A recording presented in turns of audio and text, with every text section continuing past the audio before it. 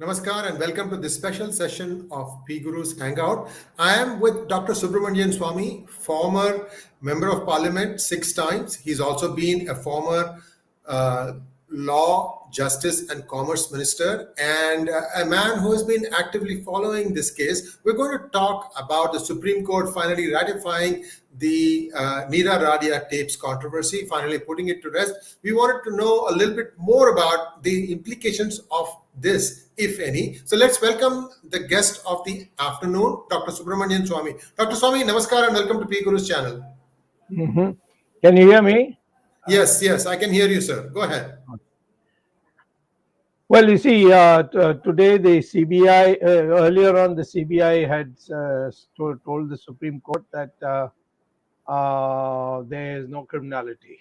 Right. And now the court has just upheld that. The tapes, they were originally filed, it was before the same bench which had given me in the 2G matter. They had given me a favorable verdict by cancelling all the licenses, and one of the licenses which was cancelled was for Ratan Tata, who was coming in through various double channels and getting to the licenses twice over. Now, this conversation between the two, one was a kind of a personal thing. For example, her talking about Ratan Tata's homosexuality and how she had found somebody appropriate for him and he was in raptures about it. Those are things we are not really concerned about.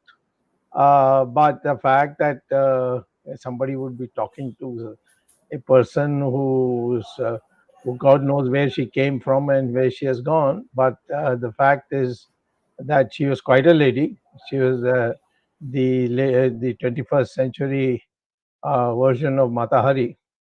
And she was, in fact, for some time, de facto wife of one of the ministers of the Vajpayee government. So she was also an able person because she started an airline, which of course didn't take off. And she was all over the place in those days. And these tapes were important because there was a lot of discussion which showed that Tata had engaged with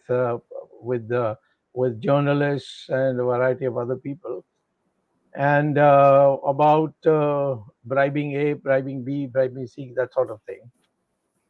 And the court was convinced that Ratan Tata made the tapes were filed actually by the income tax people and the CBI in particular. And Mr. Tata went and objected to it.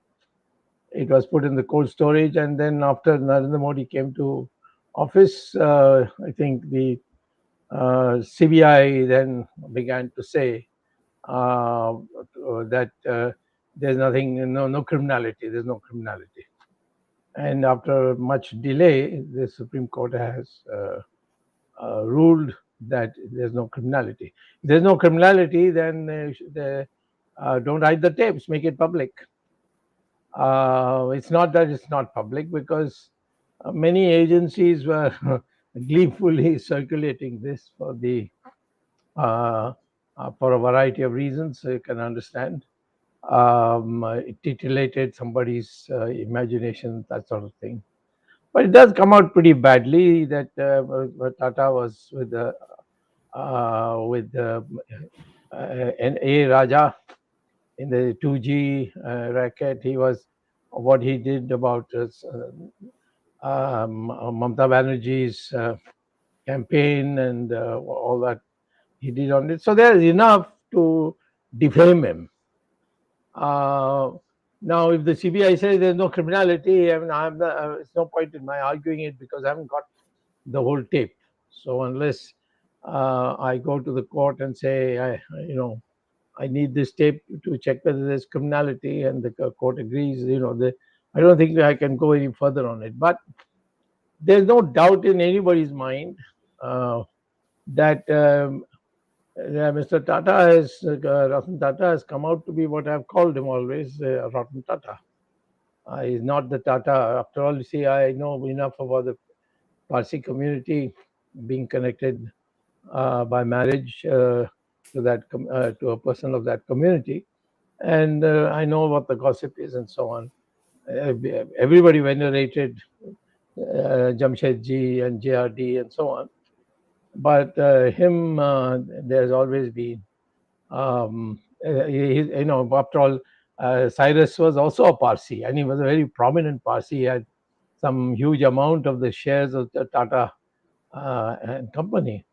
So, but as long as he doesn't come in our way and he doesn't interfere in politics, I don't care what he does. But I do think that there are enough in those tapes for a PIL if you get a copy of those tapes. But if the government is hell-bent and Tata can do no wrong, I give you an example. When I was fighting to prevent Tata from getting Air India, one of the things that was said in writing, sworn affidavit of Mr. Tata, is that he has nothing to do with Air Asia and Vistara, and he has no connections with them. He has no shares, nothing, sort of thing. And then now it turns out that he's merging them into Air India. So, and the same government which trotted this as an argument, the Solicitor General and others in court, now are in fact facilitating that to happen. So I think this kind of Brazilian, Argentinian type of business, it's called Banana Republic. India is emerging as a classic case of Banana Republic, with Niira Radia tapes as the best example of how it all got started.